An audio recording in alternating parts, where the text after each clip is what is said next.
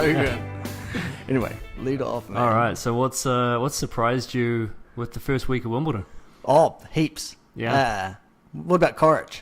You know, we talked about him first week. I know. Saying he's got a shot. Final of Haley. Out there, loses to Danil Medvedev. Wow, Medvedev's good though. Yeah, I guess. You know, he's still in the tournament. Yeah, but Coric is number 5 UTR now. He's Wow. ahead of Zverev. Wow, 5 in the rankings 5 for UTR. in the UTR rankings. Yep. Wow. So that's a huge upset then. Definitely. Be interesting to see how Coric now goes for the rest of the year based on that 5 UTR ranking. I know. Well, he should be there or thereabouts. You know, a couple of Masters 1000 events and the US Open in the next couple of months. Yeah. He should be around the quarters every week. Absolutely, should be. Wow. Well, I mean, according to this, let's see how accurate it is. What a shock. Yeah, I know. Yeah. I think Wawrinka losing early. Him beating Dimitrov, yeah. and then Wawrinka losing to Fabiano. Not to surprised. toot my own horn, but I did call the Wawrinka one, Yes. and I called the Monfils, who's still going strong, by the way, over Gasquet. Unbelievable. Yeah. Yeah, Monfils is playing great tennis. Yeah.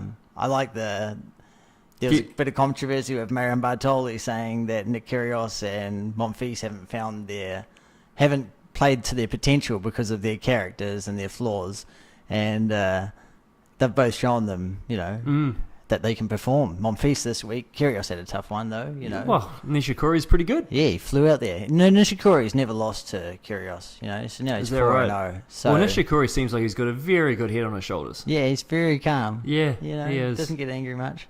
Solid player. Yeah. Solid. What do you reckon with your semi-final picks? I mean, I'll just run through mine really quick. I had Federer in the top quarter, which I think I've still got to stand by. I don't see Mannarino causing him too many problems.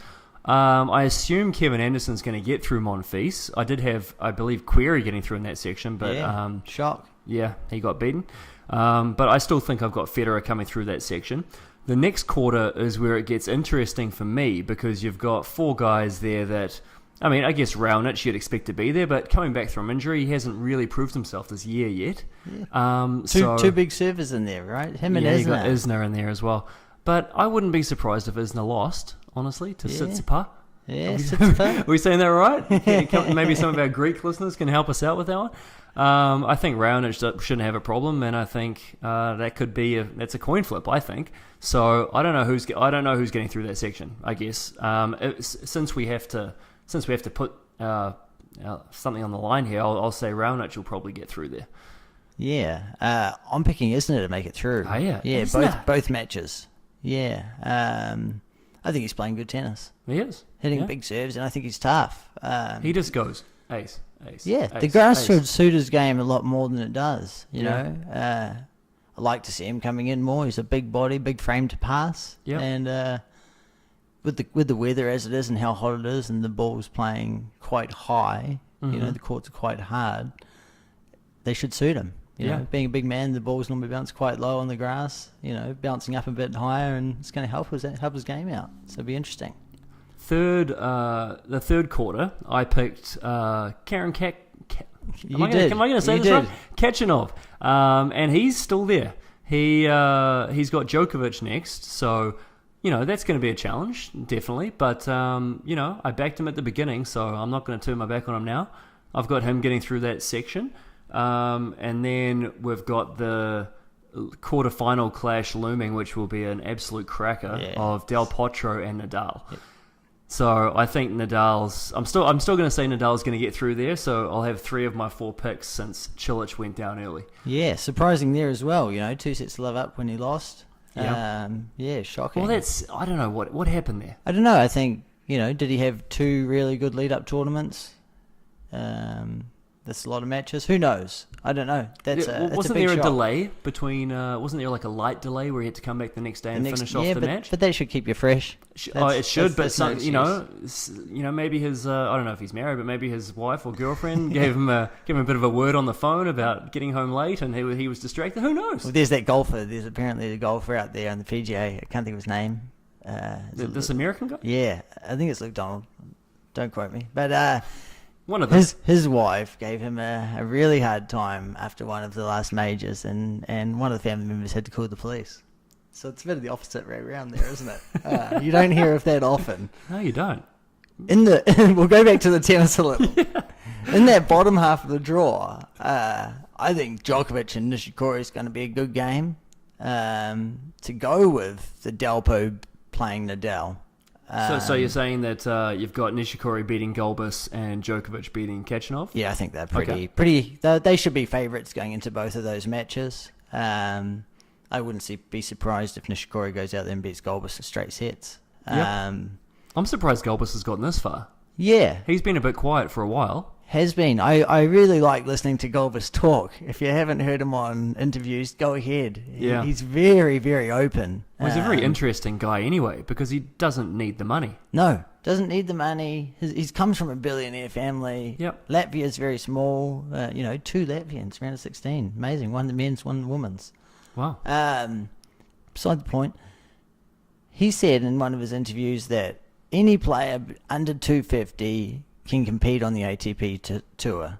They said competing at the slams and getting the upsets, playing on the big courts is what makes it difficult because you're not used to playing in front of 1,000, 10,000 people. Yeah. That's where it changes. Absolutely. But if you take those top 20, 50 guys and you put them on the challenger circuit, they're going to struggle. And I thought that was amazing. He said he hasn't won a challenger in a few years. Yeah. He said he struggled to win matches. I think he said leading up to the French Open, he got to the quarterfinal or something like that, and that was the first time he won 3 matches in a row. Leading up to the Grand Slam, Paris, he did it right, and then coming into Wimbledon, it's the next time he's won multiple matches in a row. Yeah. Well, Felix, our young Canadian player, I watched him just highlights playing a challenger last week, and there's less than 20 people watching him. Amazing, right? So you go from this small town in France, on clay, and then, some of these players have got to step up and play Federer on centre court. Like, good luck, man. That's the difference, right? The nerves will come into play. People think, I won't get nervous, but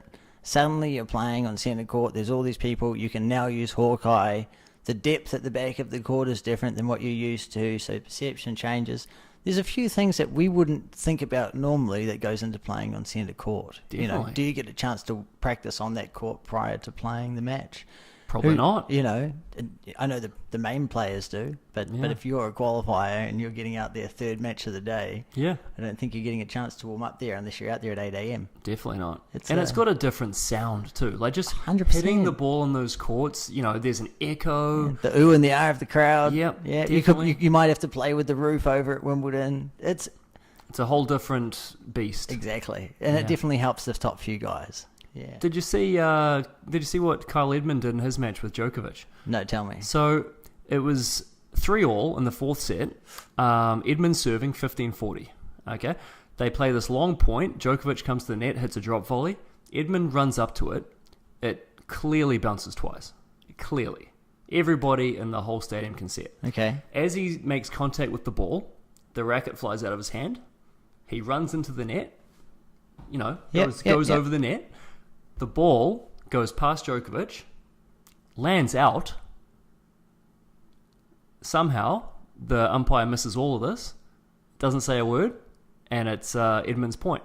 Unbelievable. Edmund goes on to win that game. Obviously, he doesn't win the match, but if he had to have, wow. Whoa. So, I don't know what's going on there, but maybe there needs to be... We've got all this technology. We've got shot spot.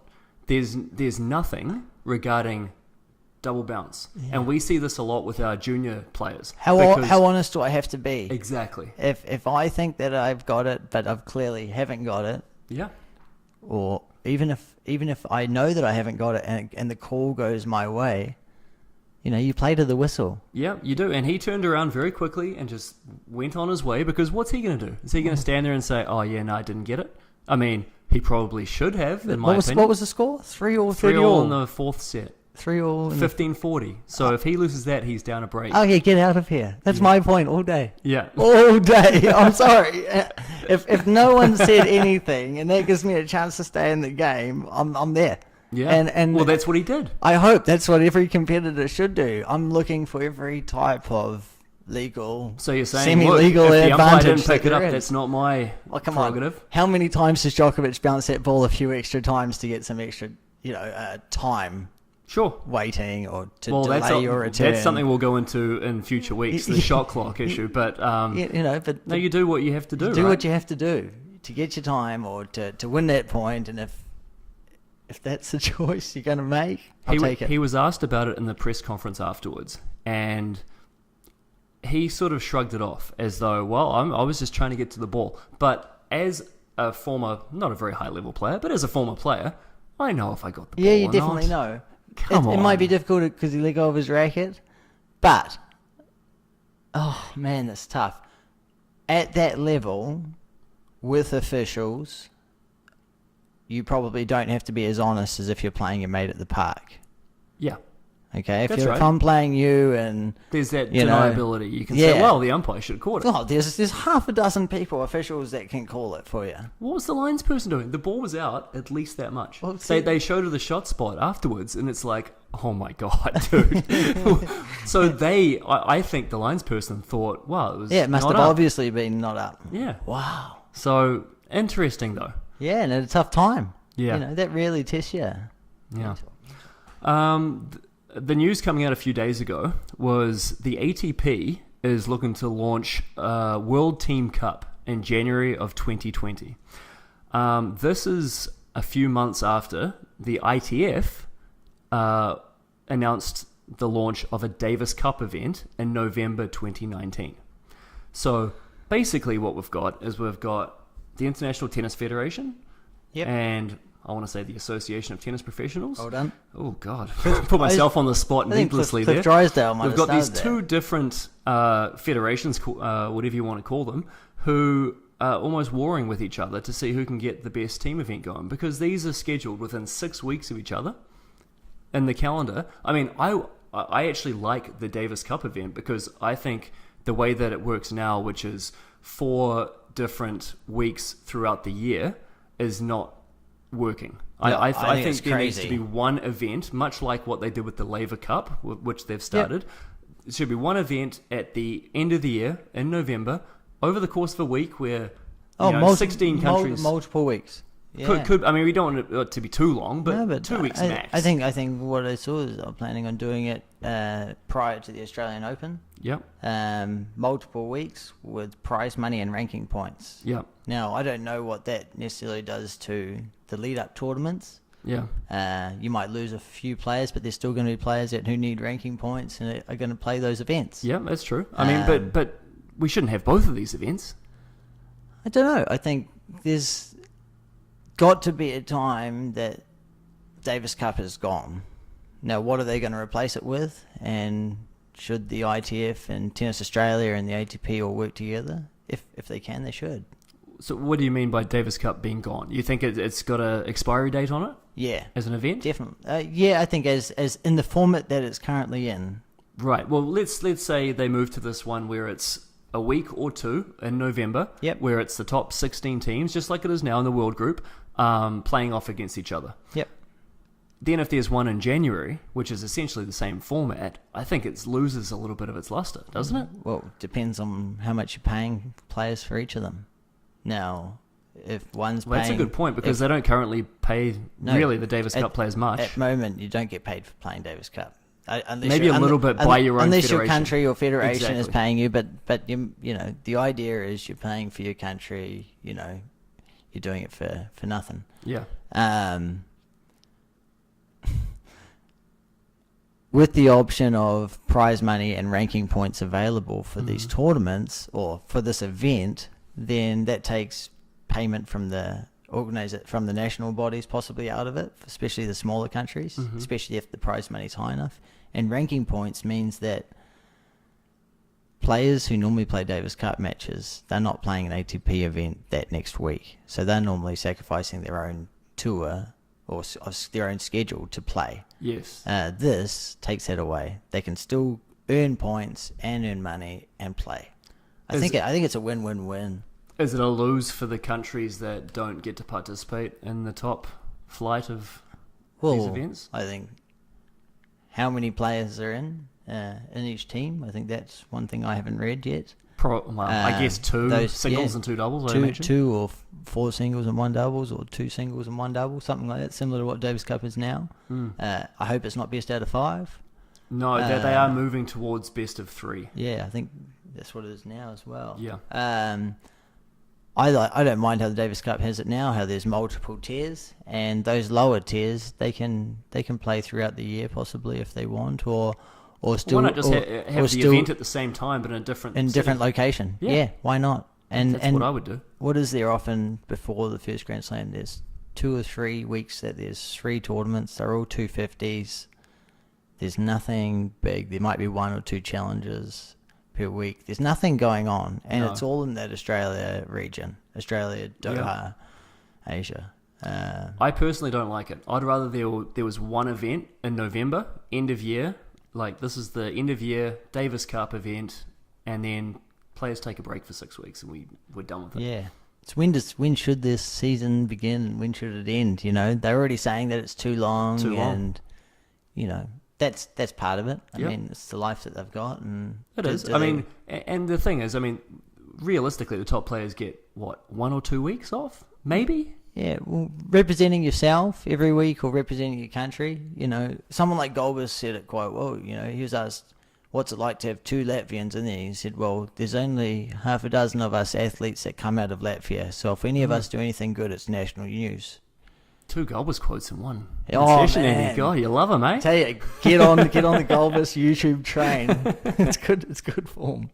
Let's change tack slightly. Last week we started talking about universal tennis rating, which is a new, relatively new ranking system which ranks all the players basically in the world from 1 if you're a beginner, if you're an 8-year-old and you haven't played a tournament yet, to 16.5, which is basically Rafa. So let's just look at the top women and sort of see how it relates to Wimbledon at the moment. So number 1, and this really surprised me because this person is ranked 7th on the WTA rankings, but they're ranked number 1 on UTR, and that's Petra Kvitova. Okay. Running up the top 5, we've got Caroline Wozniacki, Elena Svitolina, Simona Halep, and at number 5, Ashley Barty of Australia. So Ashley Barty. Yeah. Wow. She has had a good run, you know, and top doubles player. All 5 of those players are now out of Wimbledon. Wow. So I think what you can infer from that is that, I mean, we talk about how tough it is in the men's game. You know what? The women's game is very even. There's a lot of players who have a very similar UTR. In fact, all players in the top 70 have a UTR between 13 and 13.34. Oh, it's very close. So it's most of those. That means that most of those matches are a coin flip, and that's why we're seeing the top 5 ranked players, not by WTA but by UTR, are gone.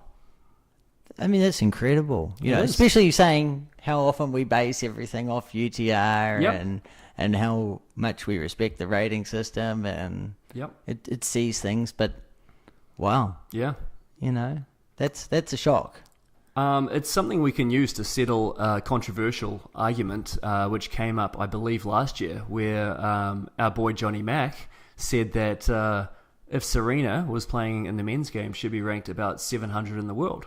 Well, now we can look at Serena's UTR, and we can look at UTRs of men that are 700 in the world and see if they would compare. So I've got some data for you, Andy. You ready Go for it? Okay, so Serena's UTR right now is, she hasn't played enough to have a consistent one. Okay. So I went back to when she was playing in top form. Her UTR was around 13.44, which is ahead of even Petra Kvitova. Yeah, what she is now. Yeah. So she's well ahead of any other woman in the game. So that's not disputable. 13.44. So as a start, that's great. Okay, so I just randomly pulled up the ATP rankings. I went to number 700. I didn't even write down the guy's name. His UTR is 14.08. All right. That's a big difference. It's a pretty big difference. I mean, well, we talked about what was the difference between the ladies before?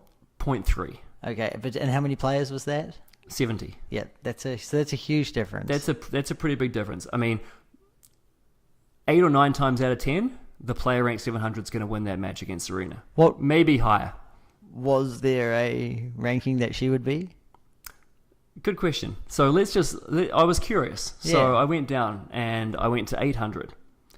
The guy who's ranked 800 has a higher UTR than the guy ranked 700. He's 14.24. Bit more talented, possibly. He's possibly, who knows? On the way up. Maybe he's on the rise. He's one to watch. So then I thought, okay, well, should I better go down and see how far this goes? I went to 900, 13.99. Wow. I went down to 1500. Yep. Because I was like, well, I could do this all day. Then it's random. You're picking one guy who got 1 point somewhere in Africa or somewhere in Egypt. That's right. Come on, man. His UTR, 13.48. Ooh. Over Serena's 13.44. So you're taking a guy who's got 1 or 2 points, and he's probably slightly ahead of Serena. Yeah. I believe that most players playing Division 1 college tennis would beat Serena Williams. Yes. Most of those guys, if they were playing futures events, would have points. Would or could have points. Absolutely. Yeah. Depending on where they played and who knows what whatever. Number they play. Yeah. 100%. So I guess when we're looking at facts, it's not the most ridiculous comment for him to make. No. I mean, it's just where she would be. I mean, this ranking doesn't discriminate based on gender. It's just the universal tennis rating. It's so that we can see the order of which players would be, and this is where she would be in the men's game. She's an incredible. She's the best women's player ever. Easy, and she's gonna come back and win this Grand Slam. I don't think without any problems. You think? Oh, as a mother, she's incredible. Yeah, she's easily the best player, the best female player of all time. Absolutely, easily.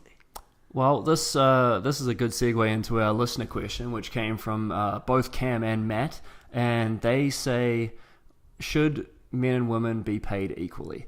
Now, this could be the topic that gets us thrown off these airwaves, Andy. So, do you want to lead us off? What are your thoughts on that one? Surprised the beginning of last week's, didn't it? Do I believe men should be paid more than women, or women should be paid more than men, or equal? Well, let's have a look. You said before about what players are left in the Grand Slam. Mm-hmm. I think I'll have a look here. Sorry, Gareth. Oh, come on. There's only 7 seeds left at Wimbledon for the woman. Right. Now, does that mean that in the last week of a Grand Slam I'm going to want to go and watch? Probably not. Who's the draw? Serena? Yep. Who else? Exactly. That happens every tournament. If Serena or Sharapova is not in it, I'm not interested. I heard that's not a reflection on the women's game. That's just me. Well, I think it is somewhat a reflection of the women's game. I mean, I was talking to my parents earlier today about this, and they said, well, when are women going to start playing 5-set matches? Dreaming. And here's my point of view on that. No, they shouldn't, but nor should men. I'm tired of 5-set matches. I don't want to sit down and watch a 5-hour match. 100%. Ridiculous. Yeah, it's silly. So first things first, let's get rid of all 5-set matches. Yep. Waste of time. I'm just not going to do it. I would rather watch the 3-minute Tennis TV YouTube clip than sit there and watch that whole match. How do you create a television show if you don't know how long it's going to be? If the match is going to be 1 hour or 5 hours long? That's tough to create programming time. 2 hours, maybe 2.5 max. That's all it needs to be. Best out of 3, I think, would find most winners. I think we've had a few upsets in the men's. We talked about Kakanov winning earlier, but 2 sets to love down. Yeah. Against Tiafoe last round. That's should have lost him. I think luck on Gareth's side. Take it. Let's say we get our way, and we've got 3-set matches. Okay, Yep. So we've got men playing 3-set matches, women playing 3-set matches. Should they be paid the same? Should they be paid the same? My personal opinion on this is that we live in a fairly capitalist society. You get paid by whatever the market will bear. So if you are bringing in a bunch of revenue, you get paid accordingly. I think that men should get paid in line with how much revenue they generate. Yeah. I think women should get paid by how much revenue they generate. No one is out there campaigning for the WNBA to be making the same amount as players like LeBron James, are they? I think there's a few exceptions. Sure. Grand Slams, Now, if it's at a Grand Slam and men and women are playing at the same time and the tournament's the same event, then they should be paid the same. Doesn't matter. Okay. 3 sets, 5 sets, I don't think that should play a part when they're both at the same event. Now, if they're playing the same event and it's a different tier event, then I understand different pay. If the men are playing at ATP 250 and the women are playing a premier event, then they should be paid more. Why should they get paid the same at Wimbledon? I think because at the Grand Slams there should be a precedent that equality is good in tennis, and that we should all treat each other the same and all that political correctness type stuff. I don't like it for the sake of political correctness. Yeah, I mean, I think Grand Slams are the pinnacle of our sport, and they should reflect what we want in society. Okay, that's deep shit. Oh man, boom! That just went. Oh god, you get that? Okay. I don't know exactly how to respond to that. I mean, let's look at golf, for example. The US Open women's golf is not making the same as the men. No, but women figure skaters and gymnastics make more than male gymnastics. As they should. Should men make the same in gymnastics? Yeah, don't know. It's a different draw, right? Television audiences make a big draw.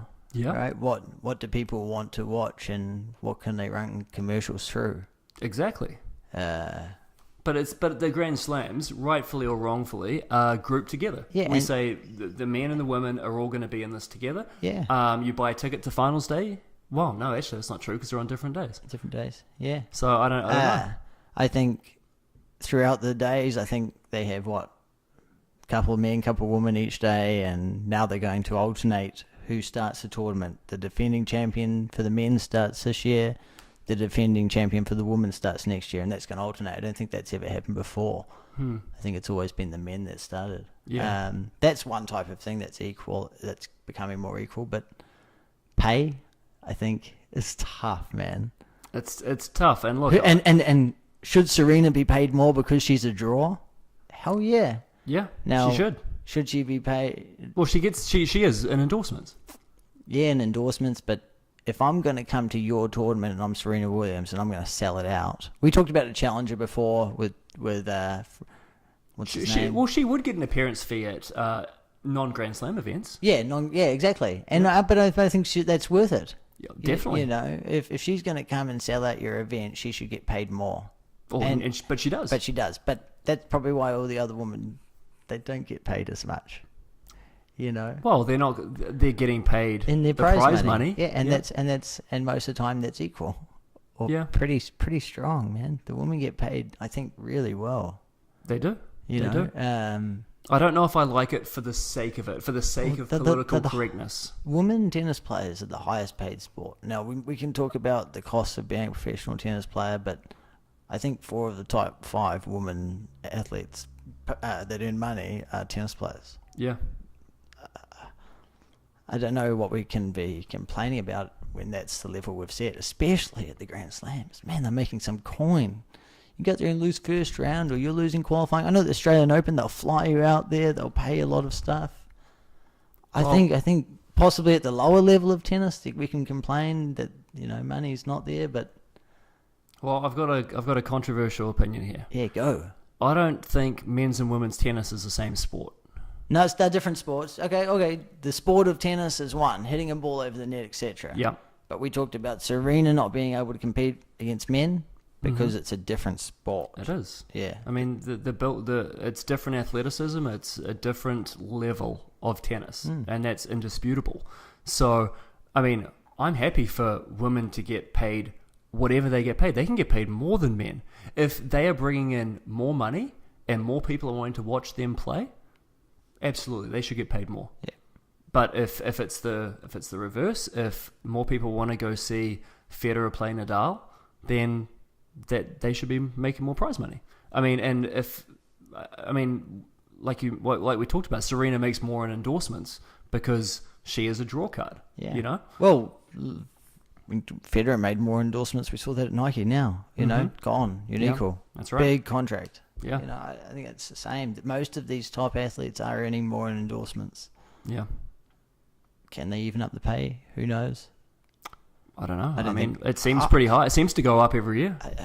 Especially at the slams, it goes up all the time. The lower levels, they don't see that same increase. Well, that's what we talked about that a few weeks ago, and that the money keeps going up, but there needs to be a better plan in place to ensure that exactly those lower level players are seeing some of that, because there's too many players on the circuit that are not earning a living. Yeah, especially with what Goldberg said about those, going out there and not winning a challenger for a few years. Yeah. It's been a long time since he's been out there having to tough. qualify for Wimbledon, etc. There's a lot of good players out there, man. Yeah, and if you haven't got the cash to begin with, it's going to be bloody hard to make it there. Absolutely. LeBron James, he is going to the Lakers. We talked about where was he going to go last week, and then I think that night or early the next morning, he's going to LA. What are your implications of that? Any thoughts? Oh, well, LeBron is the best. Can we just start with that? Greatest, whatever you want to call him. He's the GOAT. He is the man. He is. Do I think moving to the Cavs is good? I think there's only one man... To the Cavs? Moving to the Lakers is good. Yep, I think there's only one man that knows what LeBron James, what's possibly going through LeBron James' head, and that's Magic Johnson. Okay. Magic Johnson's former MVP, won multiple championships.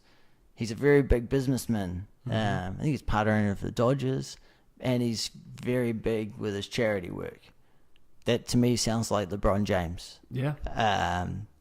Multiple MVP, champions, whatever you want to say about him, he's the best ever. What's he going to do in the next 10 to 20 years for his legacy? And moving to Hollywood to play for the Lakers, to do his movie stuff is he was great in Trainwreck, by the way. Yeah, you see Trainwreck? Is that the one with Amy Schumer? Amy Schumer. Yeah, I have. Yeah, oh man, he was great. Yeah. He's talented.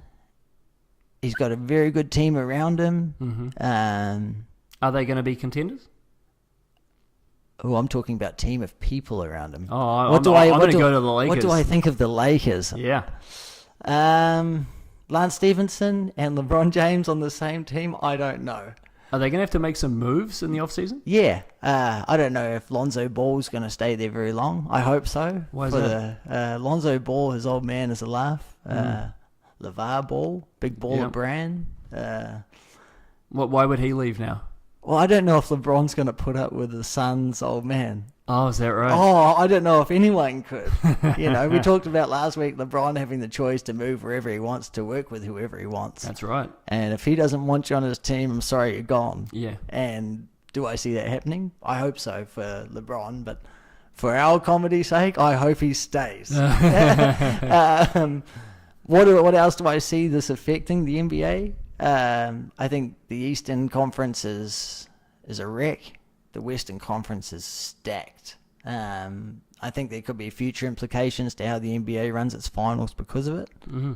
I don't think there should be a Western Conference final and Eastern Conference final to make all those other teams battle out. Maybe be good television for a few weeks, rather than just for the finals. But I think going from a 1 seed to a 16 seed is a good idea. You can still have your Western Conference and your Eastern Conference, and then just seed them on their regular season rankings, on their head-to-heads. Could even look to do what hockey does, where they sort of they respect rivalries, but it's not necessary. It's not how they do it in basketball. It's different. So that might be an free option agency being so potent right now, them being able to chop and change players whenever they want. I think slightly more than hockey. It seems free agency in basketball is where you want to be right now. Yeah, you make a lot of money in it, and changing teams is, I don't know. The off season for me is more fun in basketball than the regular season. The postseason is great, but the off season is a lot of fun. Yeah, great. Any picks for the upcoming week? Wow, I think we talked a bit about it earlier, right? Yeah. The top half. I see Fed and Isner. I picked Fed to go through. I hope so. What's this going for tournament number 99? Do you see any way that it's not a Federer and Nadal final? Yes. What do you see? I'm going to go into that now. Djokovic, Nishikori. I see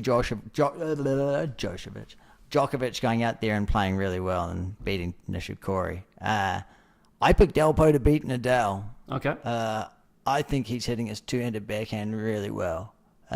He struggled for the past couple years with his injuries to his wrist, and he's been hitting a lot of slice over the past season and a half.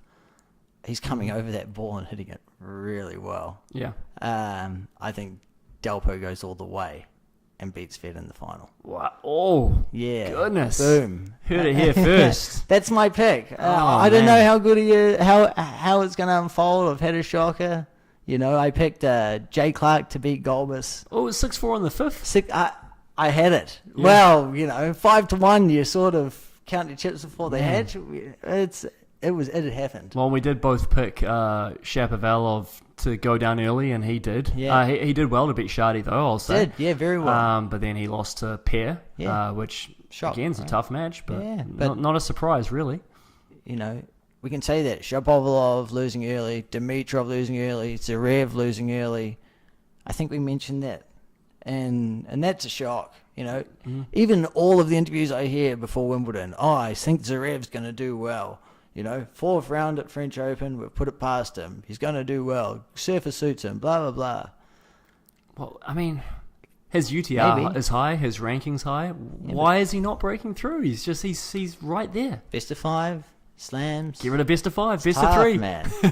We'll go to the women's. Yep. I think the women's is pretty open. You know, we talked about 100% there being 7 seeds of something left. Yep. It's crazy. And there's no seed in the top. The top 6 are all gone. Yeah, it's very. If I go over, hang on, let me come up here. And, Who's and out? Pliskova, who is 7, she's the highest seed left. Her UTR is 20.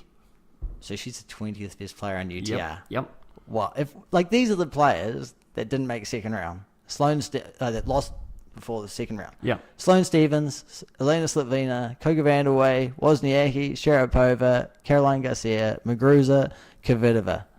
They didn't make it past the second round. I was looking through the draw, I didn't know half of them. So who's going to win the tournament apart from Serena? Right? That's the pick. Yeah. Who is good enough to challenge Serena? And I don't think there's anyone. Probably not. Right? I think the best match on the top half is going to be Benina Bencic. Yep. She's playing Kerber. I like Bencic to beat Kerber. That'd be an upset. It would be. I'll take Kerber just to spoil you. Oh well, heavy favourite. But that's a good top match on the top quarter. Yeah. Kiki Bertens, she beat Venus, right? Last round, big match, close. Her only win against Karolina Pliskova is on carpet. Both Kerber and Bertens are both in the top 10 UTR, by the way. Kerber and Bertens. Yeah. So that's where I'd be putting my money. Bertens underdog against Pliskova. Heavy underdog, close to 3-1. UTR is much higher. So you heard it here first, team. Get on. Put your money on that one. Get on. Yeah. And Serena. I just think Serena just goes through and smashes everyone. She's, as we talked about earlier, she's dominant. Yeah. If we can go over a little bit of doubles quick. Sure. Let's do it. There's only 4 of the top 8 seeds left in doubles. Wow.